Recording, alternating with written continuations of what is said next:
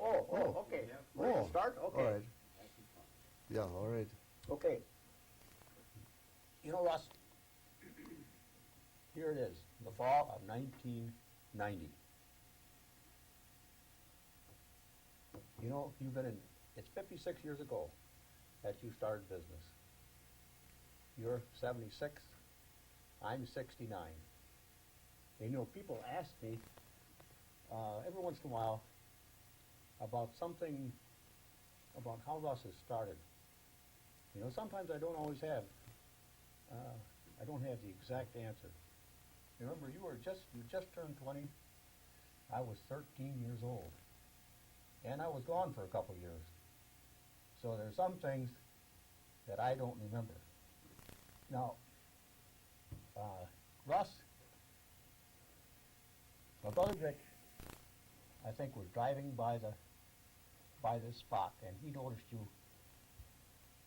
a sign for sale. I think he told Dad. Now, how did that go? Well,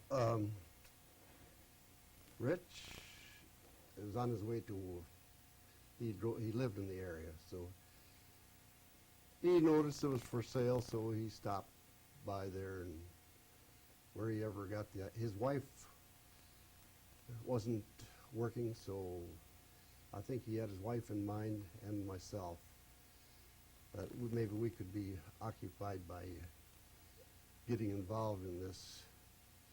So he stopped in, got the information. He found out you could buy it for about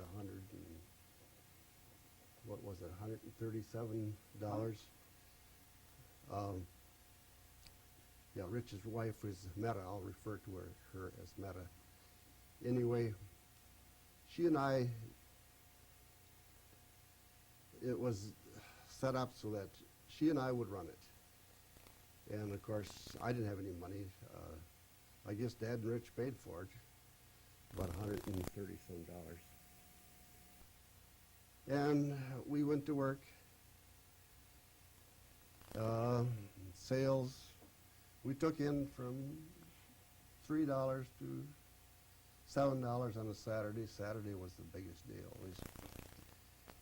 And this is a little 12 by 16 foot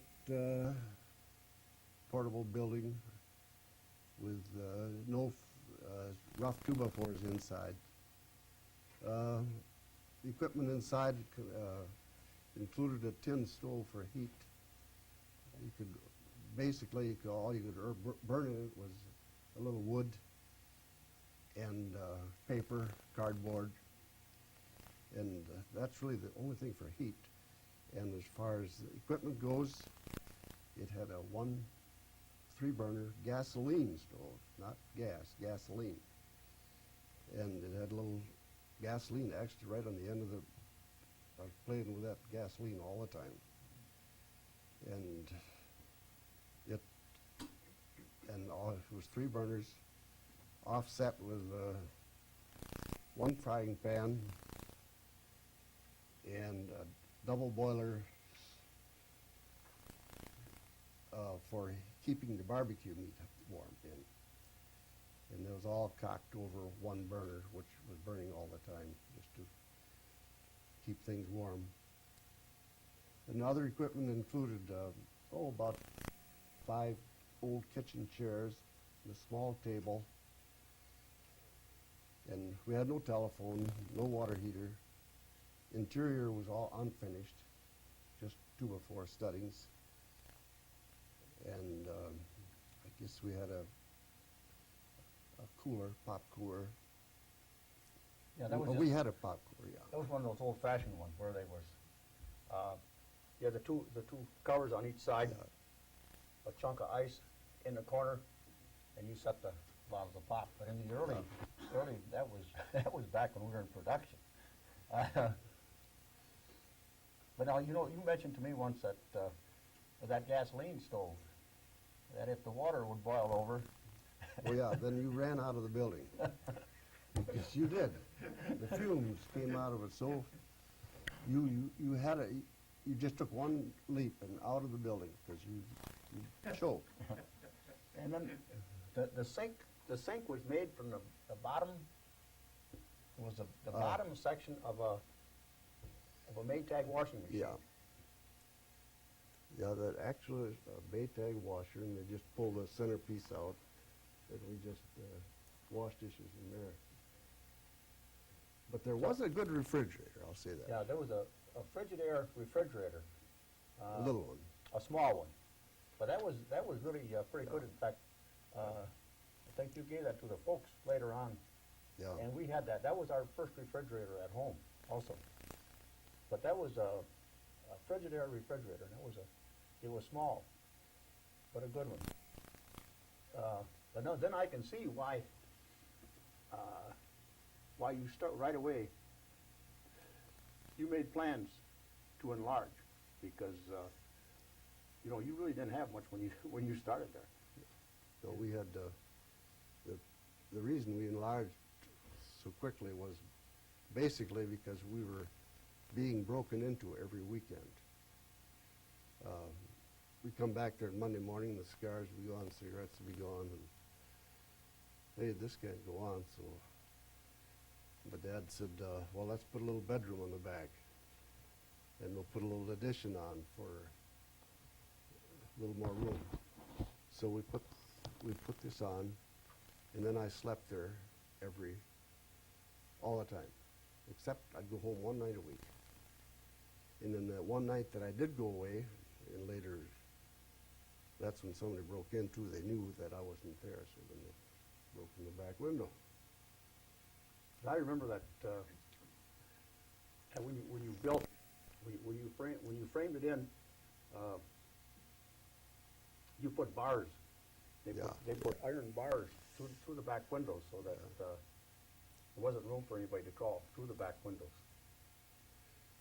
But the month of February, I have it on record that of 1935, this is the first winter that I went through, I had, by that time, Meta, my sister-in-law, had more or less pulled back because we were both starving, and we thought one or the other's got to get out, so she kind of backed away from it. And she worked 2 hours in that whole month of February. And I paid, my paid out labor wages was 50 cents for that time. And then later on, I imagine that spring, things started to get a little busier. Then I needed a little extra help. So then that's when I can remember calling Gord in to wash the dishes and some odds and ends. And if I recall, he just worked 2 hours that night. And I know I paid him, I think it was 50 cents. And I know it hurt an awful lot to pay out that 50 cents in wages. I can remember yet hitchhiking from school. We used to hitchhike a lot alongside the road. I could get a ride in 5 minutes, and I hitchhike all the way down to the restaurant there, and that's how I remember the remodeling and some of those early days. What a typical day when you first got in business? What was that? What was that like? What about what kind of customers did you have in those early years? Well, they were rough. It was basically truck drivers, and in those days, a truck driver was not the caliber. Well, I shouldn't. That a truck driver is today. And teenagers that didn't go to school. They were 14 to 18 years old, and they just liked to hang out between the gas station and Russ's. And they had nickels, dimes to spend, and they all had charge accounts. So most of the money they were able to pick up here and there wound up at Russ's.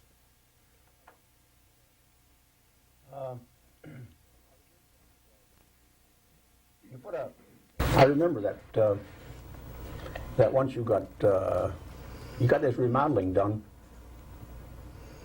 we had 3 booths, and then we had an oil burning heating, oil burner for Yeah. heating.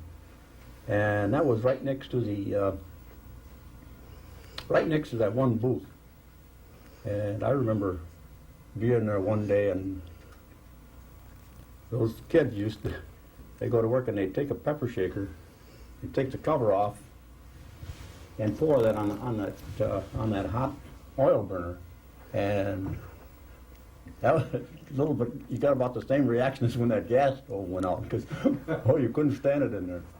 And I remember one day, you saw the kids do it, and you got a broom, and swept that burning pepper right over the top of them, and that booth cleared out in a hurry.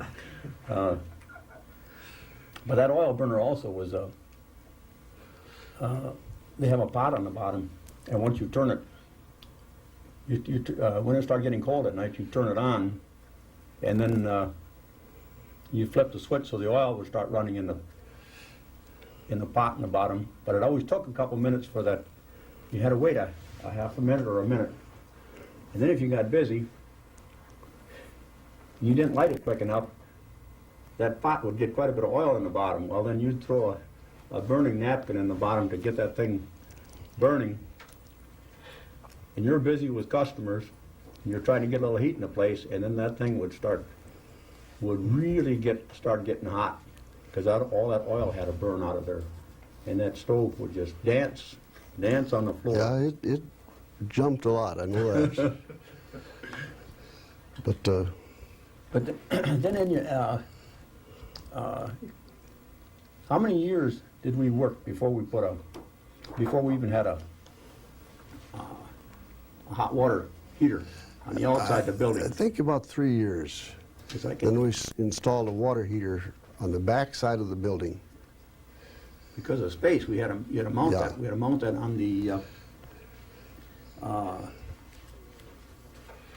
back side of the building. Right. Then we had, as far as improvements go, then we had, about this time, we had new booths installed too, wooden booths. Wooden booths. And I remember when I got the bill for $40 for that. That really hurt me too. And there were no snow plows in those days, so everything had to be shoveled on the right-of-way by hand with a snow scoop. And there'd literally be days that we'd just closed up because there was no room to park a car. So you just wait until you got the snow away before you could get a few cars parked in there. I can remember yet. Of course, I was a little kid.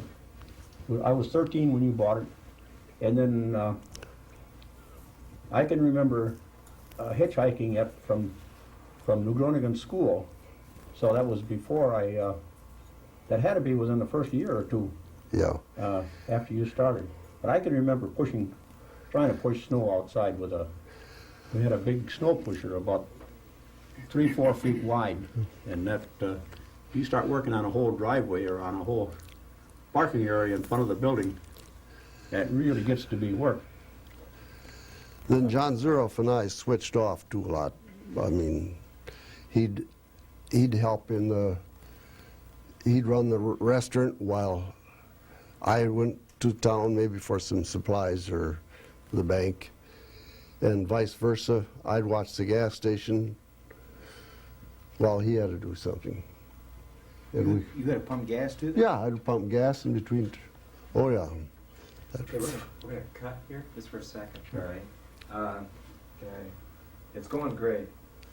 We're talking about people and individuals and stuff, but what kind of food did you make then? What was on the menu then? Oh, we had a big menu. We had hamburgers, barbecues, but basically Doc's Barbecue is known for their pork and beef barbecues. And every week we'd roast in a pressure cooker. I think we put them both in the same cooker, pork and beef. And we pressure cook it, and of course, slicing, we used his barbecue sauce on it. I can remember you bought all rolled meat was always rolled in a roll. It was Yeah. a rolled roast, and it was seasoned. And I can remember that old pressure cooker. In fact, we used that for years afterwards. That thing stayed. I can remember making chili in that thing in later years. Now, But yeah, When you said barbecue sauce, is that the same barbecue sauce? we have Yes, today? the same, basically, it's supposed to be the same as what we have today. Oh. Same that was one thing that went with the purchase of the business, all included in that basic price. Is it a secret recipe? Yes, that secret First recipe. secret recipe. Anyway, then we added, let's see, hamburger, pork and beef.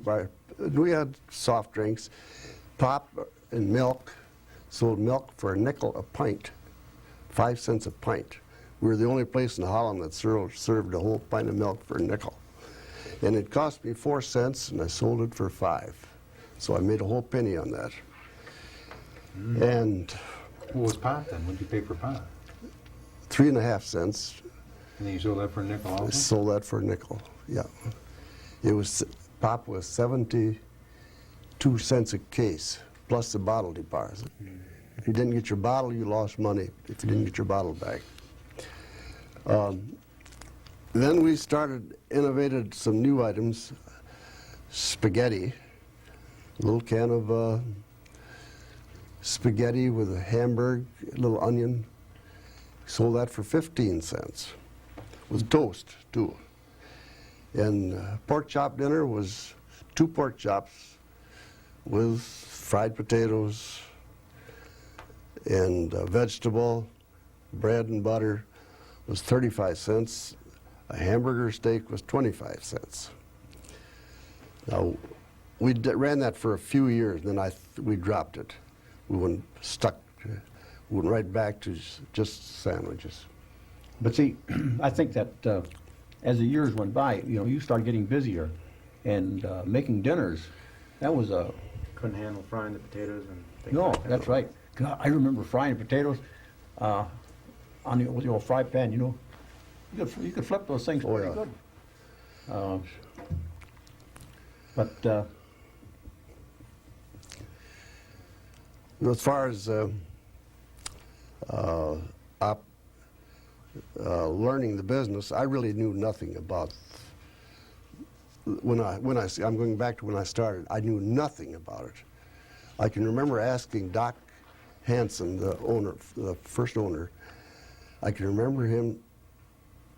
I asked him, "How do you cut a bun in half?" And he looked at me and he shook his head. And he says, "Oh no, what have I got here?" Well, anyway. What did he do then when you bought it? Did he What? retire? How old a guy was No, he was a young guy, but he was he was just sick of it, put it that way. Why did he want to get out of this gold mine? Well, but then your customers that night, you had some guys from GM. well, now you're going to later years. Now you're getting into What year was that? 38, 39. Oh, that was a whole lot later. Yeah. Yeah, But, just about before my time. 37. I can remember 37. That's when I really started working on a pretty regular basis. That I 7, so you were, what, 15?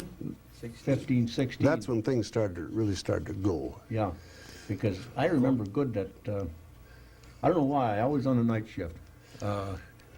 It was coming out of the Depression then. Well, that's when Yeah. our business was. There was I no know, business I during know. the day. But we had Ladies didn't come out for lunch then? It was our basic trade was truck drivers, young kids, and in the evening was teenagers hangout. That was our basic business.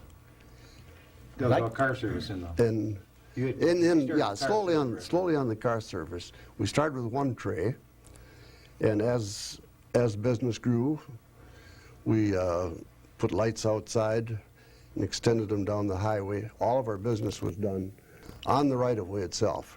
Our building was just a foot off the right-of-way.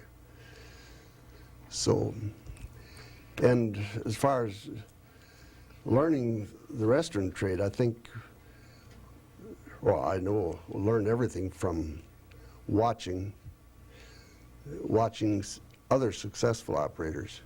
I'd ride to Grand Rapids and see how Cupie's did it and how Inwigo did it. And But no, you try- Cupie started in 34 also. No, it's Yeah? Fables now. Cupie's is Fables now. Yeah. Right. Did they in 34? Pretty sure they started in 34. Well, I learned a lot from them, and he'd come by me too, and we'd exchange ideas. Inwigo came by me. That's Yeah, but when did Rainbow? Now you, oh, that's later. that was later. You're That was talking- later. Yeah, that's years later. Oh, was it? Well, then, but anyway, you learn.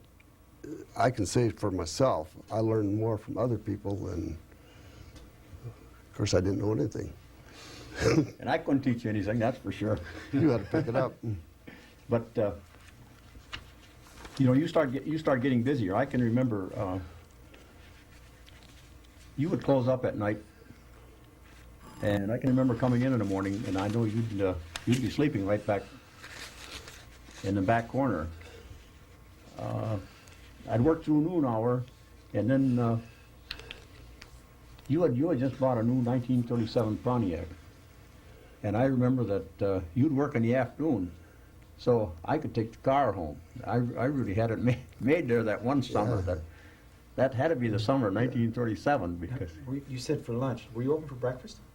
No. No breakfast. Well, we were open at 8 o'clock, 8, 9 o'clock, but we didn't do any, but we made very few breakfasts, few rolls, and a few pig in the blankets that we get from the bakery the night before. Maybe a half a dozen pigs and cupcakes. half a dozen rolls. That was all, no breakfast. But we started getting busier then, and then I can remember yet how the cars would park on the roadway. When a guy they'd drive up, and either during the daytime they'd honk their horn, and at night they'd flash their lights if they wanted service. And we'd run out for service. Another unique thing at that time was your first gas stove. You remember the liquid gas you had in the back? Or the propane. The propane. Yeah. That was a liquid gas that was delivered. It was stored in a tank underground, and that was delivered all the way from Cassopolis, Michigan. Then if you ran out, you were out of business too. And you had no idea how much gas was left in that So they got tank. called. We were closed a few times, especially in the war years. Then it was hard to get gas. And then I know there was some days that we just shut right down because we didn't have propane.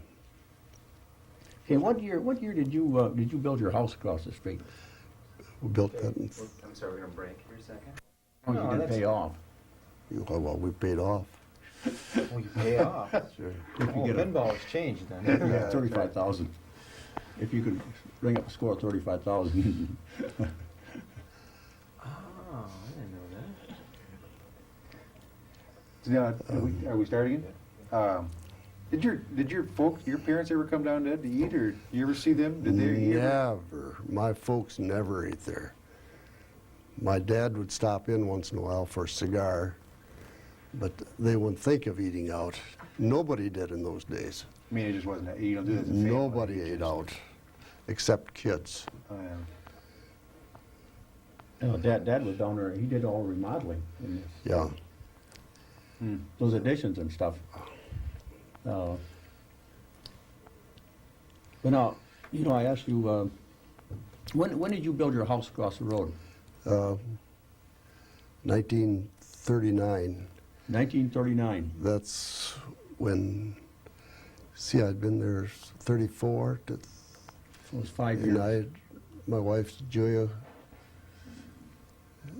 I met her in about 36. And in 39, we started on our home across the street. And the reason I built a house there was because on the farm you got your house and barn close together, and Makes sense. Yeah.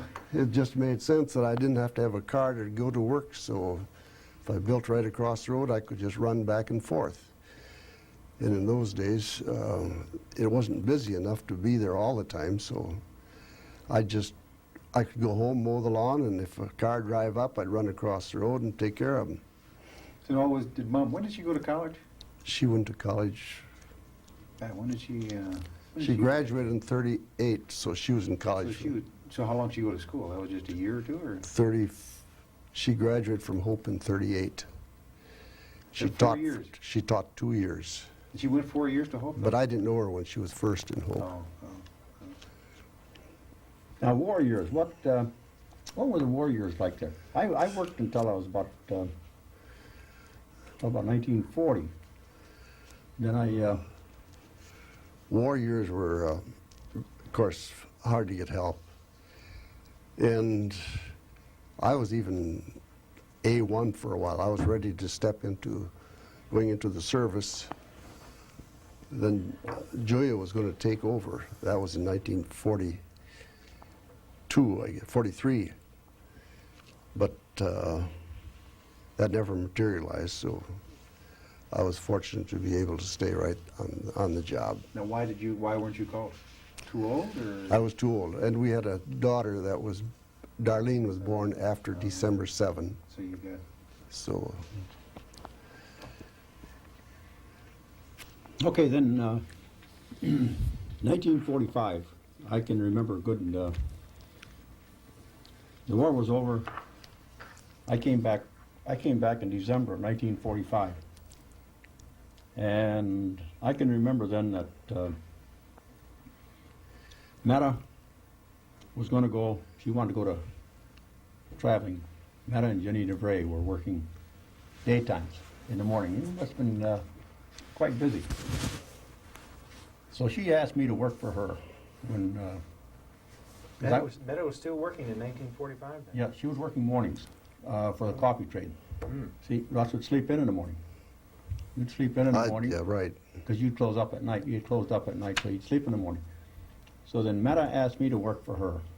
She wanted to go to California, and that's how I got started in '45. When I came back from the service, I worked days then because I was I had my hopes set on getting a day job, but so I started working days then, and she came back from California, and then Jenny DeVray says, I'd just soon have some time off. So I remember that, and she took some time off. By then, summer was there, and it started getting busier, and then I know I started working Tuesday nights shortly after that, because I know Lee even worked on Tuesday nights with me. So that was our date on Tuesday night, was working. But those were the...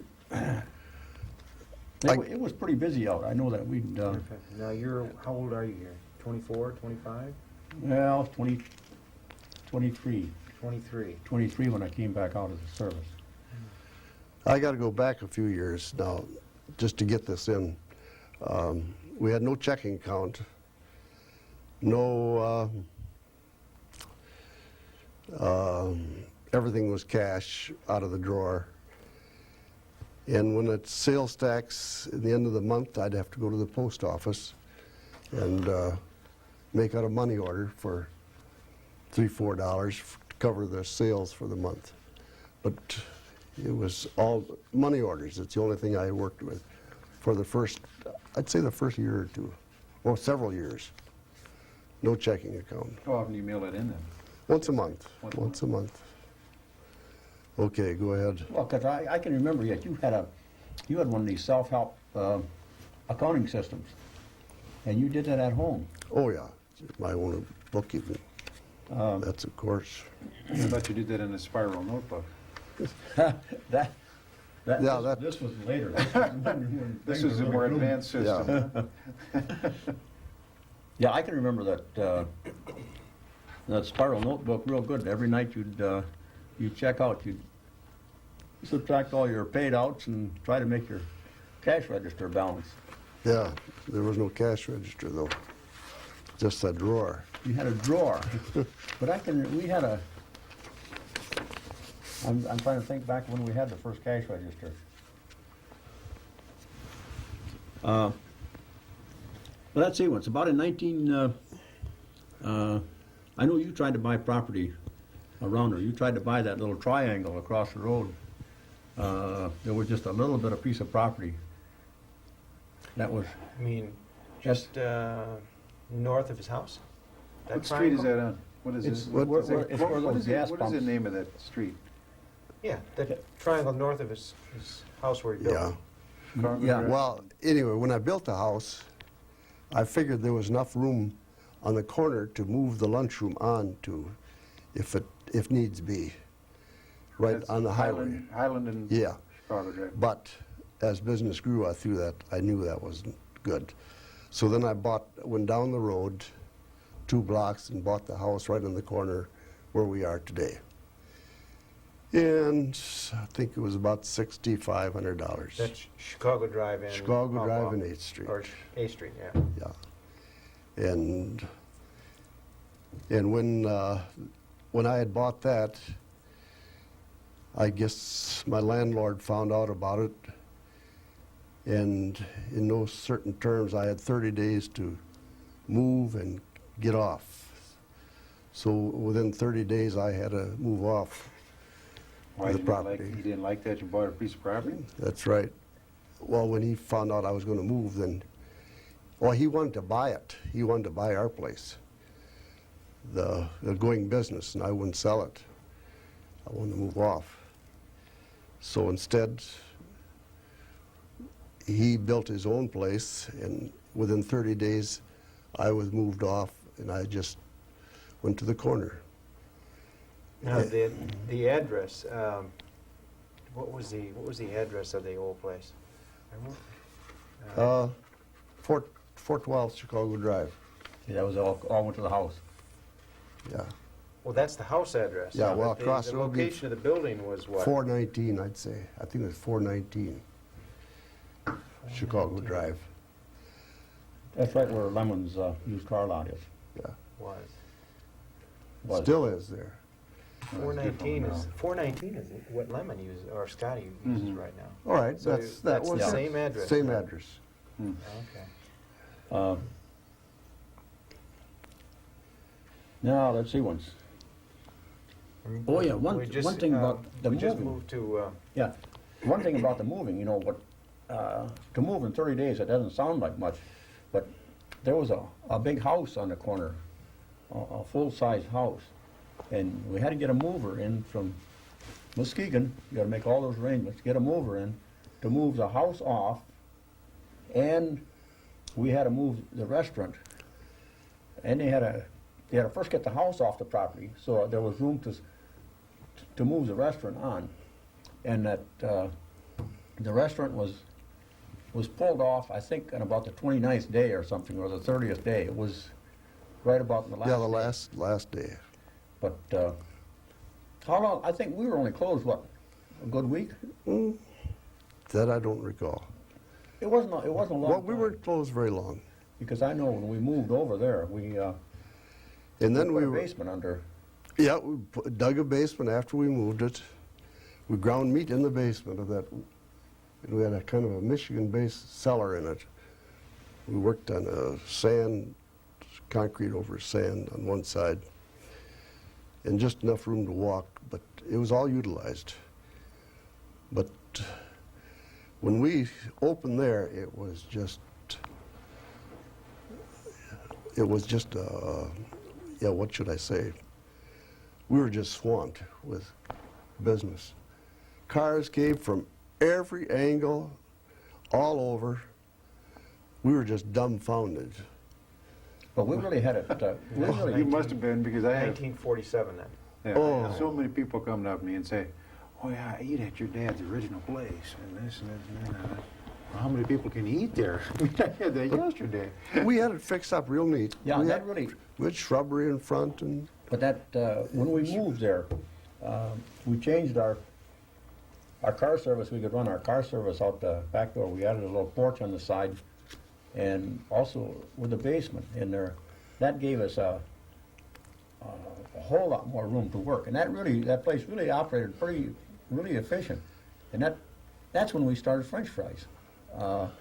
Before this, we never had room. We never had room for the fryers, or even to begin to think about that. Because I can remember then we used to, we would hire neighbor kids to come in, and they would peel Idaho potatoes. They'd get $1 for peeling 100 pounds, because those kids, you couldn't watch them, and so rather than pay them by the hour, we pay them $1.00. Piecework. Piecework. They'd get $1 for peeling 100 pounds of potatoes, and that's how we started. It was hand peeling. Now, French fries are brand new for this, Yep. for the United States. Yeah, I mean, this is a new item. this is a new item, right? And French fries. I can't take credit for that either, because Louis Mishmerheisen, a friend of mine, started in business down the street about after he asked for permission from me to go in competition with me, and what else could I say is go ahead. But it really did me more good than harm, because when he started, I knew I had to get on the ball and I had to improve. I had to do this and that. And he started with these French fries, and I couldn't believe that he was going to charge 15 cents for an order of French fries. I thought to myself, you're robbing the public.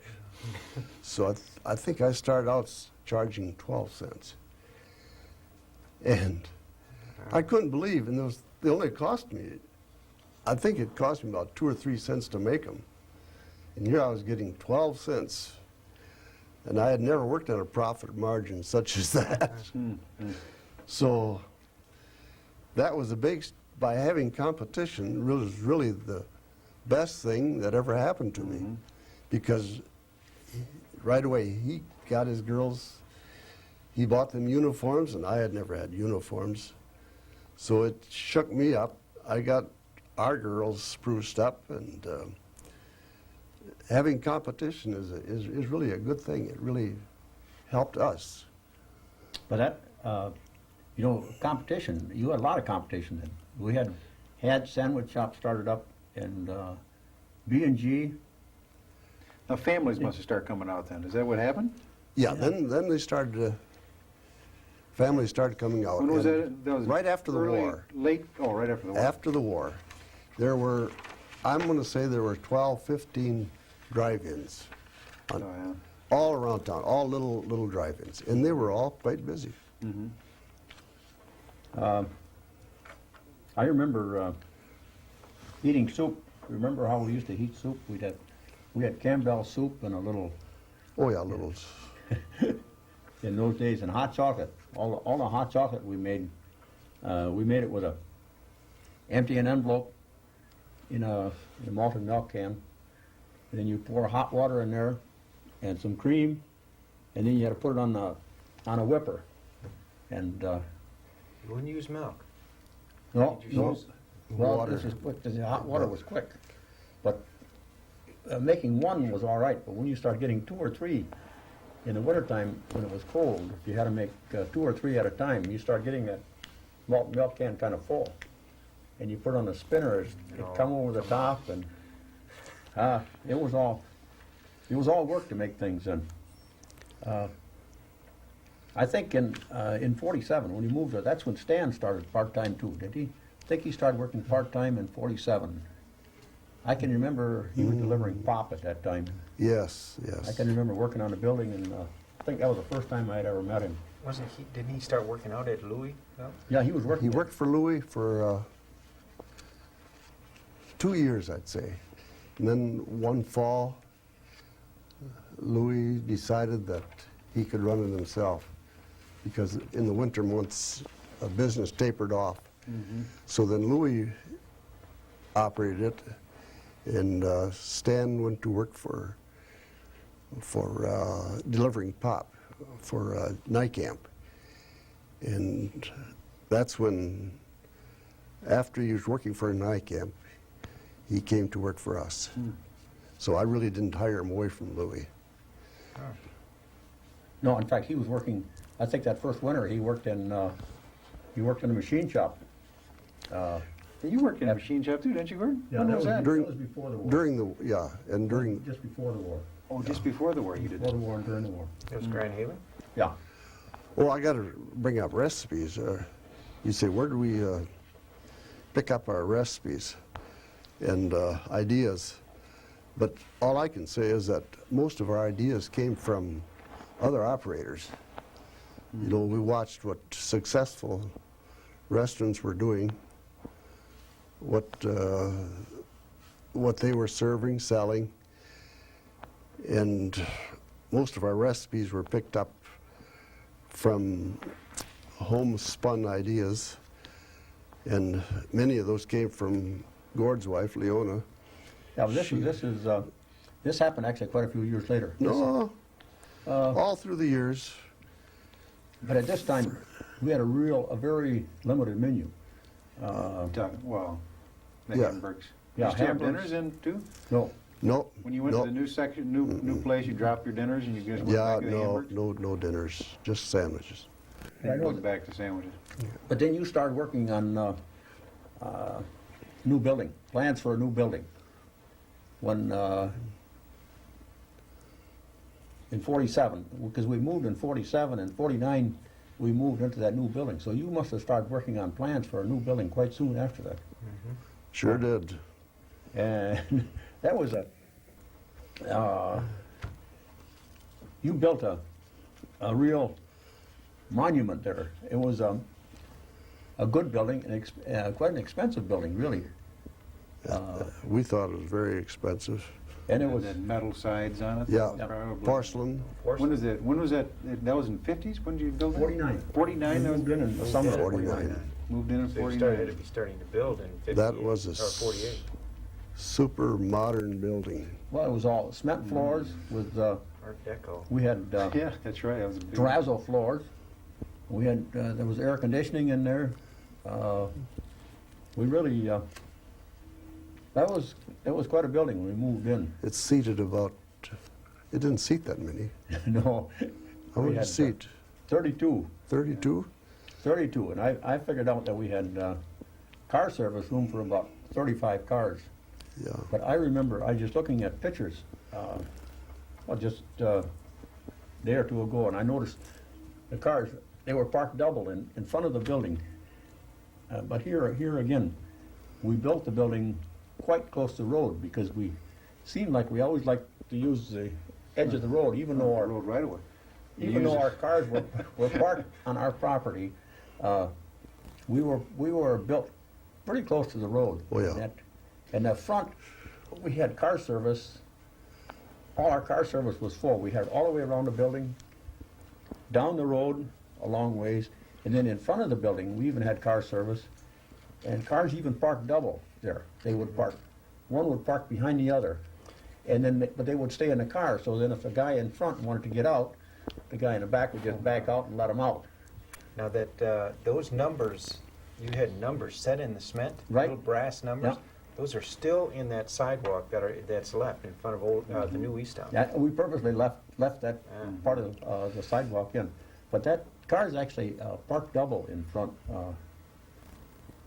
But then, we only stayed there.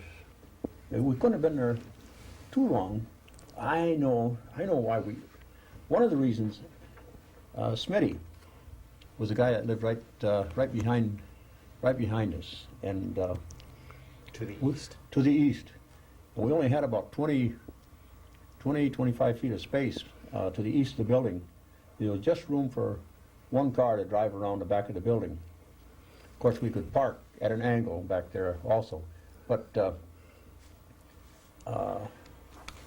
we started having trouble with our drain field. We had you have to have your own, there were no city sewers there. So we had our septic tank system back of the building, and we thought that would last forever. But we were only there a year or two, and we started having septic tank problems already. Our sewer, we couldn't get rid of our sewerage. And that's when you bought Smitty's. Smitty's property right next to us. And I think that's what prompted us to, it's one of the things we had to have, because when we bought that, we made that, just about all that property into drain field. Yeah, that's We right. didn't want to have problems with, Well, it's poor drainage here anyway, wasn't it? Wasn't No, it? the drainage was all right. I thought that was all swamping back there. You weren't No. that Yeah, far back. then you're going north. That's that's further back. And Rixon's Market was just to the north of us. Altogether, to this day, I'm jumping way ahead now, but I think we've picked up 15 different properties, Separate all parcels? separate parcels, just here and there, adding on disputed properties. And today, there are 15 different parcels. But this, the reason I brought this drain field problem up was, first of all, we needed the parking space, because we use this for our car service. But once we got the new drain field in and started digging up our old septic system, we found out that there was an old abandoned water main that had gone through that septic system and had sprung a leak. And there was an abandoned water main that was running in there all the time, and that was one of our main reasons for causing why all you- of our problems. So the city water A city water Water main main, yeah. was filling your drain field? Yeah. was filling our drain field. But we got the additional property, and that's when we moved, we increased our parking car service, and that's when we got our car service, a lot of it off the road and more on our own property. This is, at that time, I think we increased our car service to about 55. Well, our additions usually came in about 10-year intervals. 49 was the original. 59, we put an extension on. And, on the, Now, that was a big extension. yeah, additions on the Yeah. building. That was the big addition to the north? Yeah, and 59. I don't know when we put the canopies on, when we, 55, Yeah. it's really- 1955. well, we tried to, One canopy first, and then... 2 canopies, And then right? that second canopy. Yeah. A couple years later. Yeah. But when we moved in the new building in 49, that's when we started baking. That's when we started baking pies. That's when we hired Agnes Dees came in. She started baking pies in the corner. Remember that? And upstairs, I know that only lasted just a year or so, because it got too crowded up there, and we moved her downstairs, and we put a walk-in cooler downstairs, and that's when we started grinding meat downstairs. That cooler was about I'd say 6 foot by 8 foot. We had a good grinder. And you couldn't quite stand up in it. Yes, you could. Makes difference how tall you were. But anyway, that was really the beginning of our, when we moved her, went downstairs, she had a lot more room to work. And that was really the beginning of our pie baking. I know that before this, we always had to have boughten pies, and they were poor. And you couldn't buy good pies in the bakeries and stuff. No one had good pies in those days. So that was the beginning of our baking downstairs. And you talked about, you learn from competition, but then in 54, around that time, you remember we talked a lot to Jerry Boyles from In We Go and from Fables in Grand Rapids. They actually, Jerry Boyles and Yeah, Fabers joined together. And Chicken Charlie in Kalamazoo, Charlie Swartz, and along with that we ran into a telephone. He introduced you to a man that put telephones in. Yes. I was trying to think yesterday, think of his name, and Was that a Boyle, too? Or Boland? no, something Boyle. Yeah, It was a boil. Yeah. that was a Boyle. Yeah. Yeah, Boyle's products. But anyway, he talked to us about telephones. Yeah, but when did that come in though? That was in 54. 54 telephone started? Yeah. No, 20 years after we began. 1954, we Yeah. started telephones. Yeah, that'd be 20 years. Because we put those, you remember we buried the telephone lines in the sand. We figured that was going to be, not going to be a long duration. We just buried the cables all in the sand. And we had telephones, and we went away from car service trays and went to tray stands. And then, according to the pictures there, that in 1950, what did we say, 55 or 56, that we built that first canopy. Either 55 or 56, we built the first canopy. And then along with that canopy, we put we strung all these telephone wires through the canopy, and we had the car service stands, of course, attached. But then we also had menu boards, and that's the first time that we had menu boards by each car. Before that, we had a big sign. We had big signs on the end of each. We got them. I think we had them in two places, where there was a menu painted on them. Yeah, right. And that was the beginning of the first canopy.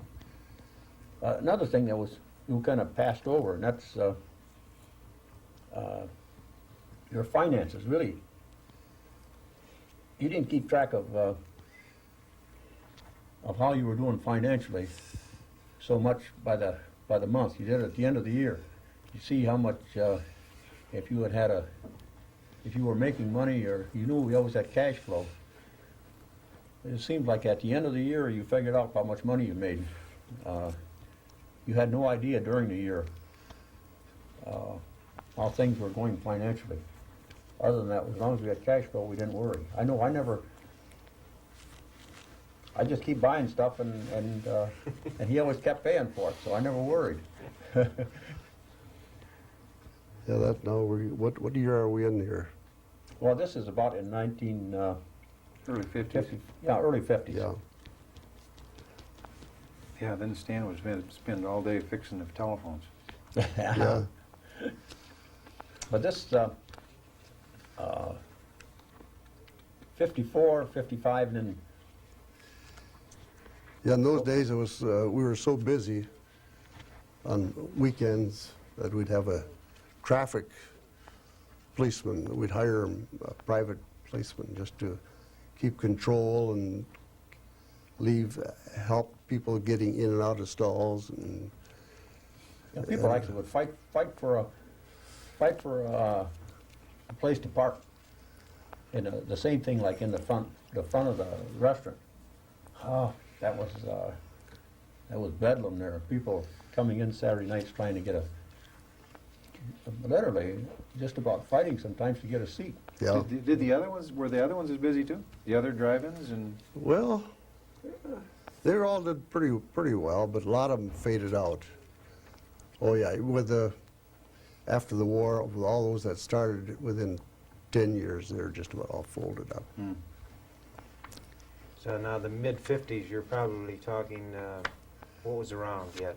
The prime years for car service were in the 50s and the 60s. Early 60s. And Yeah. in the 60s, they started tapering off because of, I figured, I just looked up some records last night, and 68 seemed to be the top year. well, that was the top Yeah. year. The top year, 1968. Then we served as many as high as 1,400 cars a day, outside alone. Yeah, yeah, I remember those. You remember those days? Yeah, that's when you were. Sure. Yeah, that was That's when our, I was in high Yeah, school. that was when you were in your. Yeah, yeah, that's right. and those, you were talking about those policemen earlier. Those policemen weren't just for directing traffic either. The kids Yeah. were still rowdy. Yeah, we were always very, very, when we worked, the manager always kept one eye outside. And we always had a standing rule that no one the minute anybody got out of their car, kids, we would go out there right away and always ask them to stay in their cars. We couldn't have anybody walking around there. That's to prevent, just to prevent problems, so that, you know, if one guy goes to another car and starts talking right away, they can, things could start happening. So we were always real strict that everybody had to stay in their cars. They couldn't start walking around. Yeah, Just- going back to our menu, though, I can say that all of our basically, I think we picked up most of our ideas from successful operators. I kept nosing around, and when I saw a good operator, saw what they did and how they did it, and I'd try to pick up suggestions, ideas, and recipes, and then introducing them into Russ's. But now in 1958, we started with that big addition on the building itself, and we increased. We only sat about 35 people in our new restaurant, 35, 32, and then in 58 we put a big addition to the north of that building, and that increased. We could seat about 55 people then. And also, then we added the second canopy, so that we had, I think we could have 58 cars outside under the canopies, and seat 55 people in the front. But also that gave us a lot more room to work. Like, I think at the time when we introduced salads, and we started with onion rings, started in that era, and around that time. Before that, prior to that, we never had room to work, and because of lack of space. I think, didn't Fish Witch Fish Witch, yep. start at that Yep. time? Oh, that was a big thing. That was See, a- and Fish Witch, Something other than red meat. yep, took, That was a high profit item too. Fish. Fish? It was Oh, yeah, just- of course, Cod. what you pay for cod, yeah. Back then, you didn't pay anything for it. but that was good, that was Oh. good fish. Fish. The Yeah. new fish that was never around.